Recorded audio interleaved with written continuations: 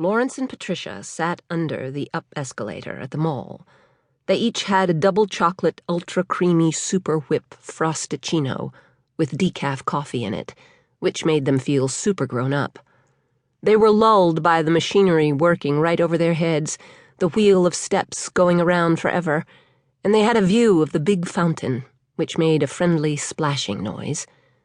Soon both their drinks were nothing but throaty, snorty noises as they took the last pulls on their straws, and they were both blitzed on sugar. They could see the feet and ankles of people passing on the down escalator between them and the fountain. They took turns trying to guess who these people were, based just on their footwear. "That lady in the white sneakers is an acrobat, and a spy," Patricia said. "She travels around the world doing performances and planting cameras in top-secret buildings. She can sneak in anywhere because she's a contortionist as well as an acrobat." A man in cowboy boots and black jeans came past, and Laurence said this was a rodeo champion who had been challenged to a Dance Revolution showdown against the world's best breakdancer, and it was happening at this very mall. A girl in Ugg boots was a supermodel who had stolen the secret formula for hair so shiny it brainwashed anyone who saw it, said Patricia, and she was hiding at the mall, where nobody would ever expect a supermodel to go. Laurence thought the two women in smart pumps and nylons were life coaches who were coaching each other, creating an endless feedback loop. The man in black slippers and worn gray socks was an assassin, said Patricia, a member of a secret society of trained killers who stalked their prey, looking for the perfect moment to strike and kill undetected. "It's amazing how much you can tell about people from their feet," said Patricia. "Shoes tell the whole story." "Except us," said Laurence. "Our shoes are totally boring. You can't tell anything about us." "That's because our parents pick out our shoes," said Patricia. "Just wait until we're grown up. Our shoes will be insane." In fact, Patricia had been correct about the man in the gray socks and black shoes.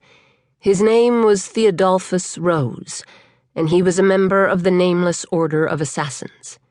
He had learned 873 ways to murder someone without leaving even a whisper of evidence, and he'd had to kill 419 people to reach the number 9 spot in the NOA hierarchy. He would have been very annoyed to learn that his shoes had given him away, because he prided himself on blending with his surroundings.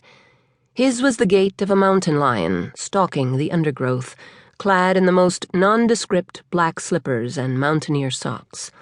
The rest of his outfit was designed to fade into the background, from the dark jacket to the cargo pants with their bulky pockets stuffed with weapons and supplies. He kept his bony, close-shaved head down, but every one of his senses was primed. His mind ran countless battle scenarios, so that if any of the housewives, mall-walking seniors, or teenagers attacked without warning, Theodolphus would be ready. Theodolphus had come to this mall looking for 2 special children, because he needed a pro bono hit to keep up his standing in the Nameless Order. To that end, he had made a pilgrimage to the Assassin Shrine in Albania, where he'd fasted, inhaled vapors, and gone 9 days without sleep.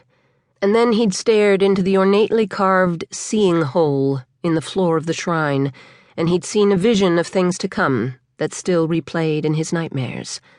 Death and chaos, engines of destruction, whole cities crumbling, and a plague of madness. And at the last, a war between magic and science that would leave the world in ashes. At the center of all this were a man and a woman, who were still children now. His eyes had bled as he'd crawled away from the seeing hole, his palms scraped away and his knees unhinged. The Nameless Order had recently imposed a strict ban on killing minors, but Theodolphus knew this mission to be holy. Theodolphus had lost his prey.